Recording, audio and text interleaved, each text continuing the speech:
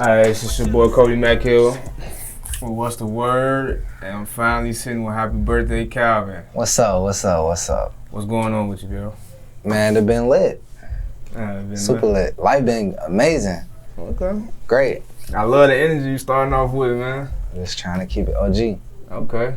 Alright, so I came across you, for people who don't know, I came across Happy Birthday Calvin last year, well, actually a year ago when I first heard some of your music. Okay. And the crazy story about this, people don't know, I've been searching for you for almost 2 years now. Really? Yeah, I didn't, when Peasy and David played me the music, I didn't get your name. I just heard the records. I'm like, who was Shorty? These records hot, but I never heard the records. This when you was 16. Yeah. Yeah.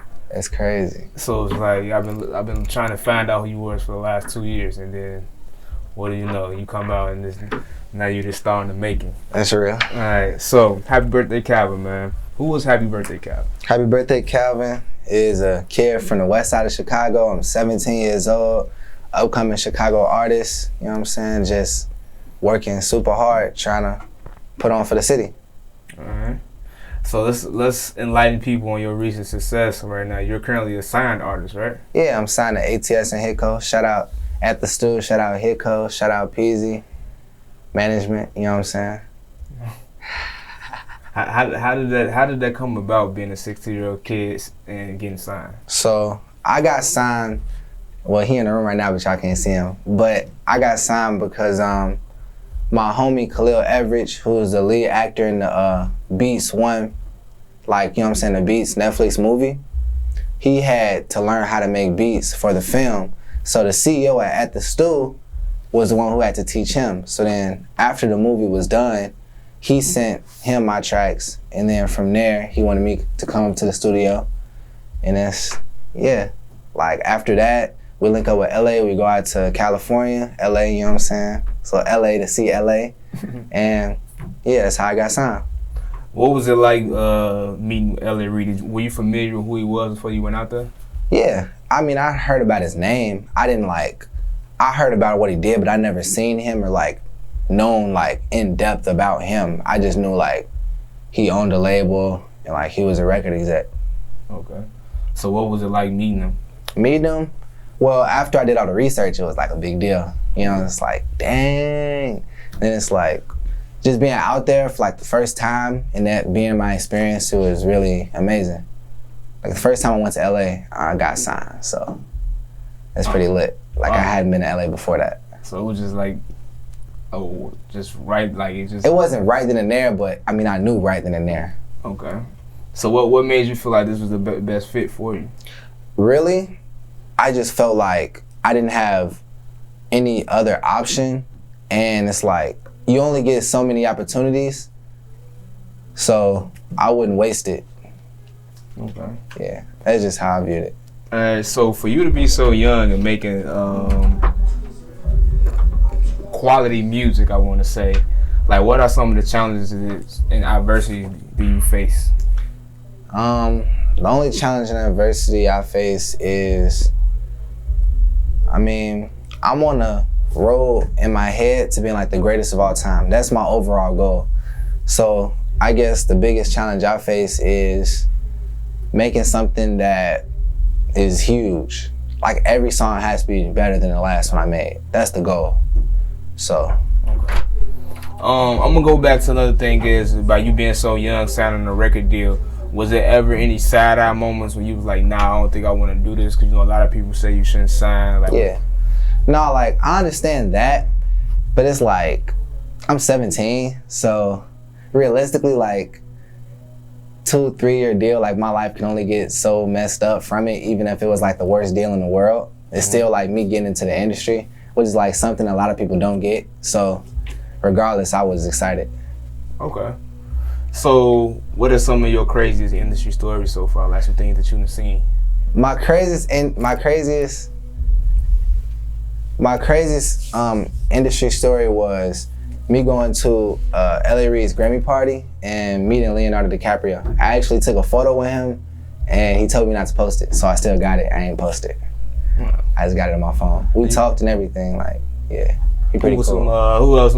Okay, Leonardo. Like, did you have a conversation with Leo? Yeah, I was like, your movie changed my life. He was like, oh, that's dope. So what you here from? Like, bro, I'm a rapper. Like, and I told him about my music and everything. Like, it's pretty cool. And it just went that cool. That was the conversation. Yeah, like it wasn't even long. Like we ain't really going in depth or nothing. It was just like, what's up, bro? I like your movies. Oh, cool. What you do? Like I make songs, and it's like, yeah. Like hit you with the why are you here? Yeah, like so. So who else? What else? Some cool stories? Well, I mean, a lot of them revolve around that moment because it was all in the same party. So like everybody was there. So I got Q-Tip number. So Q-Tip was right there when I was talking to Leonardo DiCaprio. And I ain't asked for Leonardo DiCaprio number, but I did ask for Q-Tip number. You know what I'm saying? Because it's Q-Tip. So I'm like, bro, give me a number. Let's go. Possible collab in a moment? Definitely. Okay. I got Swizz number. I used to like Lex Luger a lot. So him reaching out, trying to work, and us like working is pretty cool too. Yeah. Okay.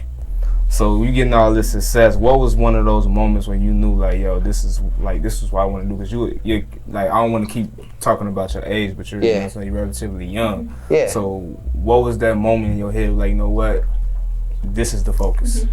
That focus has been there since I started making music. Like when I was 10, I just didn't really want to do anything else. When I was younger, like I never really wanted to do anything else. So it really was there since like the start of me making music in general. Like yeah. Alright, you making noise right now. So what have been your relationship with the ladies? Man, I try to stay, you know what I'm saying, one woman, man. Like it's too much diseases, there's too many people out here that's crazy. So I just try to talk to one girl. I got a little boo. Oh, so you wifed up? Yeah, I'm wifed up. Okay. So you ain't you ain't trying to be a player no. I ain't a city boy. Ain't no hot boy something. Ain't no hot boy something for me. I'm just playing it cool. Alright. So what's like take me like let's dive deep into that. Like what's up with this generation? I feel like it's like everybody has a girlfriend. Like when I was coming up, it was like being a girlfriend is like not the cool thing, but now it's like being in love is cool. So like, what's the thought behind that? The thought behind it is just like, it's easier. I feel like we lazy. And it's just like, I mean, a lot of people, they'll have a girlfriend, but then they'll break up. So it's like, back then, nobody would have a girlfriend. You probably smashed, but you probably smashed the same amount of girls. We just in relationships with all of them. Like, we had just, oh, I'm done with you. Okay, so now I'm on to the next one.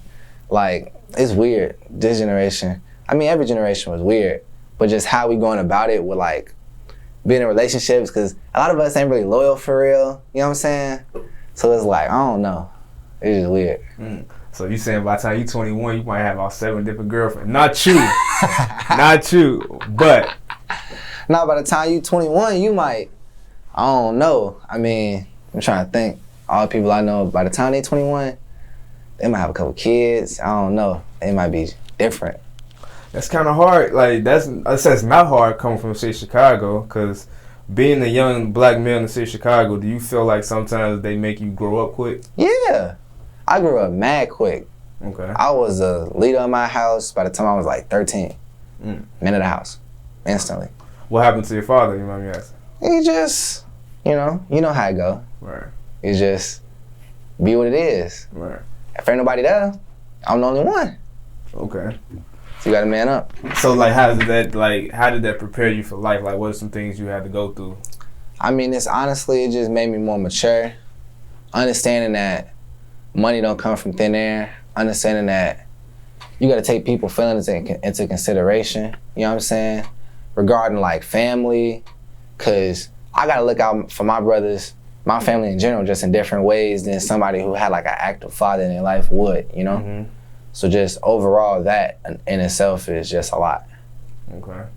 So how did you, without like that male guidance in the home day to day, like how did you avoid like gangs and like certain situations? Cause I mean, I understand that one, I'm not like invincible, like I can die, and my talent and everything I do could make me way more money than gang banging, and like that's really what everybody trying to get. Like, you either trying to get some type of like feeling of acceptance, so that's why you out there, or you trying to get some money, you know what I'm saying, you trying to feed your family, or this just like a situation you was already in, which is different. So like for those people who like, if you just came up in that and that's just like what you is off rip, like you can't even like deter from it, then you gotta live your life. But bro, in the door.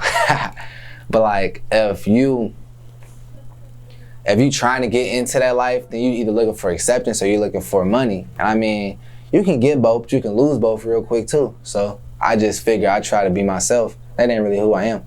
Okay. Did you have any, because you know nowadays a lot of people talk about their losses and like they have coming up. It's a lot of the youth. Like, did you ever lose anybody to these streets? I mean, I ain't never like, when you say lost somebody, what do you mean? You can lose somebody in a lot of different ways. Like, do you mean like did anybody die that I know? Or did anybody like get caught up to the point where I couldn't be their homie no more? Or like, cause I mean like the streets is a very broad term. Like the streets, a lot go on in the streets. It's not just gang stuff, it's like just black people in a whole, we just pushing like a box, you know what I'm saying? Like we in certain neighborhoods, ain't no food, you gotta, like you in food deserts, ain't no food, you gotta eat at McDonald's 24/7. Then your grandmama, you know what I'm saying, she get diabetes, now your grandmama dead. Or like, you might have some homies, y'all go to the same school, you live in a different neighborhood, so he going through a different life. Now he got a gang bang, cause that's what his family do. You can't even hang out with your homie no more, you know what I'm saying? Like, stuff like that. I had experiences like that, but like, as far as like my best friend being shot like in front of me or anything like that, nah, I wouldn't say that. It's just like being black is an experience because you got different obstacles in general. Did you ever have any experience like dealing with the gangs coming up? I remember when I was younger, somebody asked me to sell weed for them. I wasn't like the type to do that. I'm like, I mean, nah, I'm straight. Okay. I remember the first time like when I was younger, just like going through depression and like being in those environments, like you do stuff that's out of character. Like I was doing drugs, like sipping lean, etc. Like I don't do that no more because it's not really me. But like being in that position, you do different stuff that you wouldn't regularly do, you know? So yeah, let's touch on that. You say the depression and doing drugs and stuff. Right now in music, that's like the thing. Yeah. I would say the youth, but I would just say across the board. You know what I mean? That's like the thing right now. I'm doing drugs, I'm high, I'm depressed, I'm sad. What's your take on that? I feel like art is just expressing yourself, so I can't like really speak on what any other artist is doing or what they're expressing. I can't say that me as an artist, I feel like I have a responsibility to the youth just because I'm so young and people look up to me, like not just my family, but like anybody that view me and anybody that watch me. And I won't want nobody to treat themselves like lower than what they are. Not saying by doing drugs you treat yourself lower, but like by feeling depressed, you in your lower self. You're not in your higher self. Because if you was like God body, if you was top tier, if you felt like you was at your highest self, you wouldn't be depressed, you know? So like if you doing drugs is because you're depressed, then I'm not vibing with it. Now, if you do drugs and you happy, that's different. Like, I respect anybody. Like, me personally, if you smoking weed and you sad, I don't accept it. If you sip alcohol and you sad, I don't accept it. You know what I'm saying? Now, if you happy, it's a different story. Would you do music with somebody that's talking about that stuff and it's like really not the message that you're trying to deliver? Yeah. Just because I'm more focused on like the art that I create is something I can control. So I can't control what they do, but every artist has their own niches. Every artist has like what makes them them. So if I want to use something from their tracks to like bring something to my track, then that's just what it is. It don't mean like I support the same thing as them, you know? It's just mainly for the sound aspect. And we could talk about whatever, because I'm gonna control the song, you know? Okay. So, your vibes. When people listen to Happy Birthday Calvin, what do you want them to get from it? I want them to get authenticity. I want them to get truth. I want them to feel like the higher version of themselves, the most vulnerable, bravest version of themselves. Okay. And how do you go about doing that? Just being myself. I feel like if I can be myself and not be scared, then when you listen to me, you should be able to be yourself and not be scared. Like it should instill some bravery, some hope that you can be who you really are. You know what I'm saying? Okay. Earlier we talked about you going to LA, you know, hanging out with LA Reid at the Grammys party. Yeah. Yeah. Tig. Say it was Tig. So I wanted to touch on, you say being yourself and being afraid of being yourself. It seems like in LA, there's a lot of people that it's like afraid of being themselves and they get lost out there. Yeah. Are that something that you're scared of happening? Like if you so happen to move out there? I actually really like being in LA. I've heard a lot about fake people in LA, etc.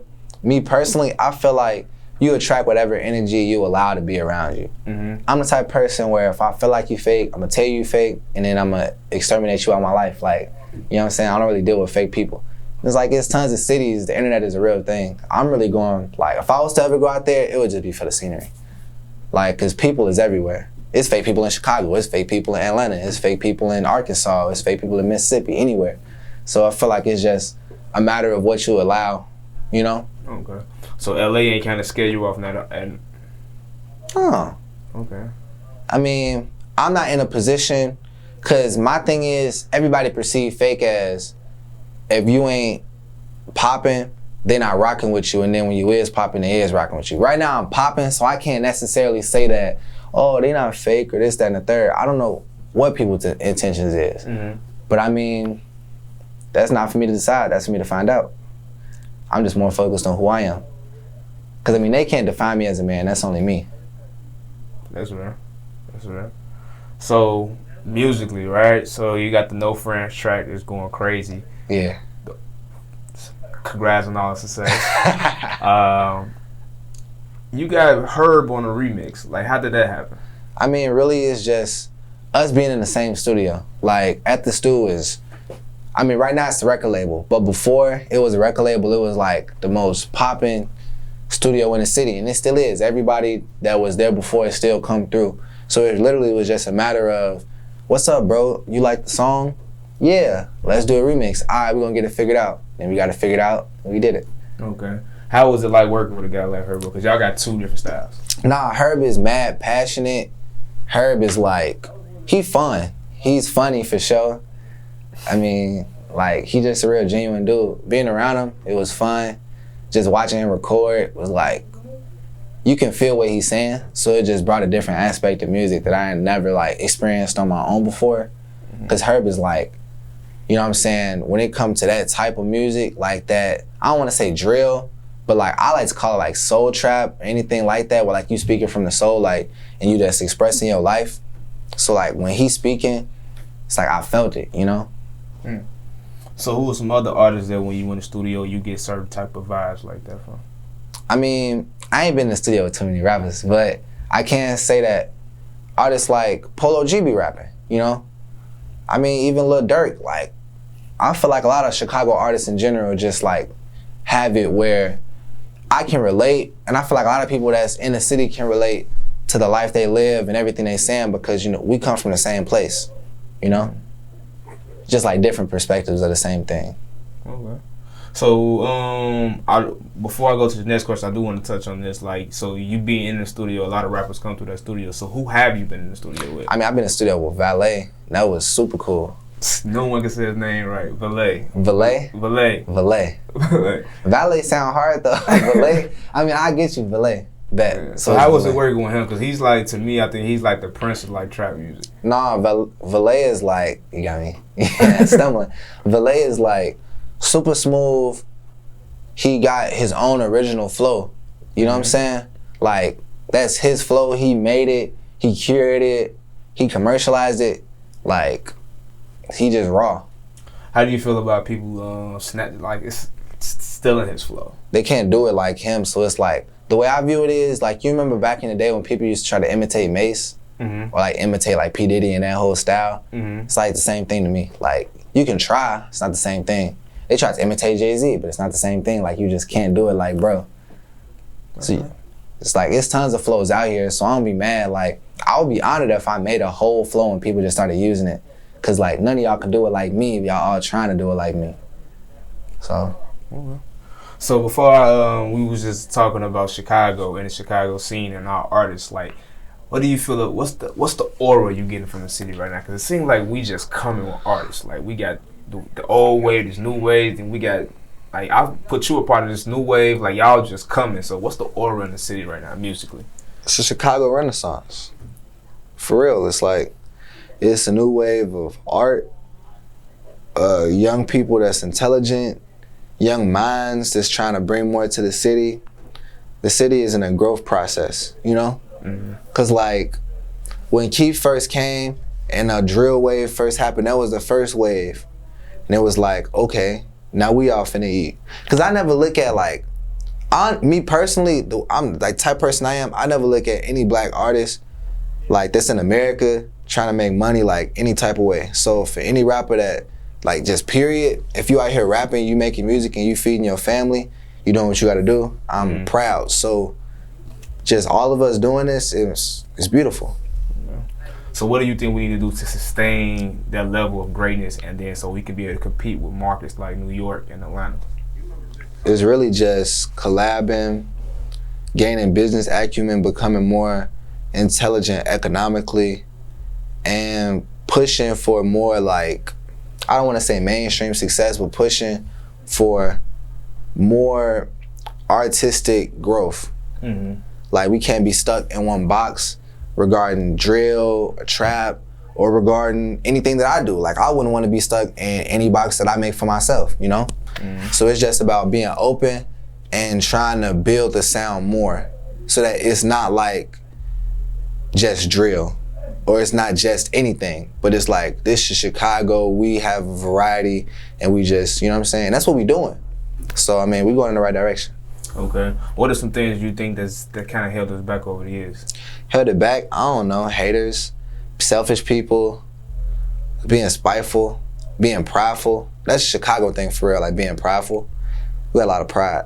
So, but I mean, Lions do too. You know what I'm saying? That's just how it is sometimes. But sometimes I gotta put pride aside to be great. So I feel like that's probably one of the things.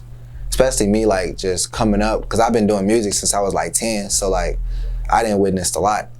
So I think it's just mainly like pride and working together, showing love as a city. That's dope. So as a teenage rapper that just graduated, how was it going to school and being a rapper? Going to school and being a rapper, it was like a whole lot of I ain't seen you in a long time. A whole lot of I seen your song on the radio. I heard your song on the radio.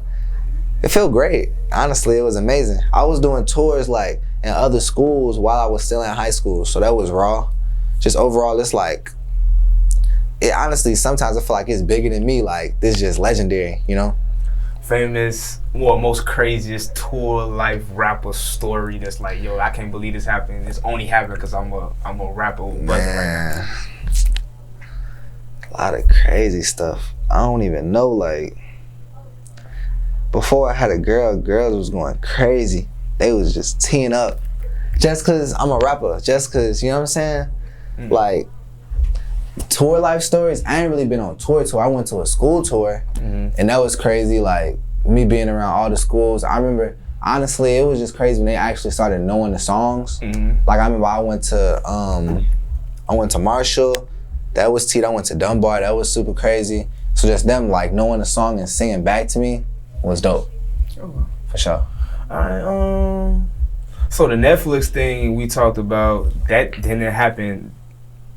So it's crazy because how everybody's like going crazy on this Netflix thing, but the story you just said, that's how you actually got discovered through the movie, and the movie came out after all this. So that's just crazy. That's how God happened. So you been a young guy in the industry, like has your label mates and your label owners, how they took you under their wing and like showed you the business side of how this stuff goes? I mean, yeah, like definitely like me reading over the contracts, asking questions like, what does this mean? Me understanding that like it's more contracts. Like it's not like you just get one contract and then you're done. So you go through multiple. It's really just figuring out what's best for you, looking at all the options, meeting all these people that's in these like positions where it's like I could call somebody and end up on the radio. I could call somebody and be in these like special seats where I can push myself to bigger places. There's just opportunities that some people don't have, you know?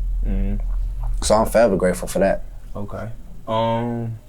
No, it's great energy from this interview, man. Thank you. It's good energy, and I was just trying to make sure I ask everything that I supposed to be asking. Kind kind of touched on it all. I don't know, man. Happy birthday, Calvin, man. Happy birthday, Calvin. So when I put you on the list of the 2019 artists to look out for, what was your reaction to that? My reaction was, damn, niggas fucking with me. Like, honestly, it was just like, you don't understand how long I've been making music.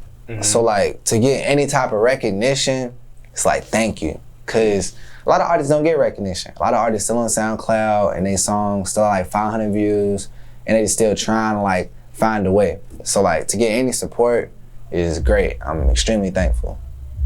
For real. Okay. Happy birthday, Calvin, 5 years. What did that look like, man? Grammy Award winning artist. That's the goal. That's just what's on my mind 24/7. Grammys and empowering music. I want to have a name for myself. I want people to view me and think about greatness. I want to be able to put money towards charities. I want to be financially stable, mentally stable. I want to be able to help the city. Okay. I'm gonna leave with this question because I forgot to ask this one. So I know you heard this before. Yeah. But the people that say you like, to me, I feel like you like the second coming of Kid Cudi. That's real.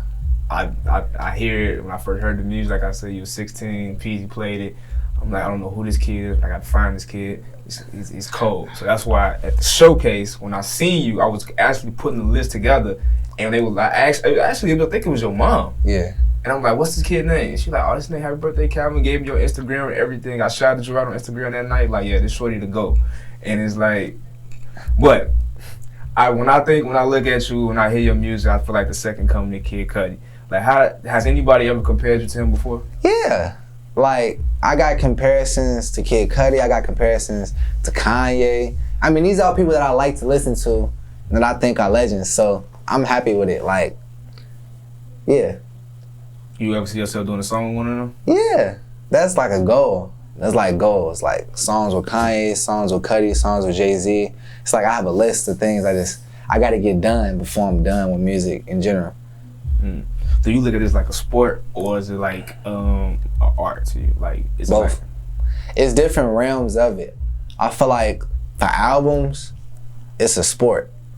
But then for your singles, it's a competition. Because whoever single popped the most, whoever getting the most love. That's just how it is, you know? Right. Versus like, you can be on a song with somebody. If we both rapping, it's a competition. Because I'm trying to have a better verse than you, you know? But at the same time, the song, the hook, the beat, it's art. So it's like competitive art. Cause you gotta be yourself, but you gotta be the best version of yourself so that people like you more than whoever else is trying to be themselves, you know? It's easy when a lot of people are not trying to be themselves for it, they're trying to be somebody else, cause then like, people feel the difference, they weave it out, but it's a competition, it's competitive art, you know? It's both. All right.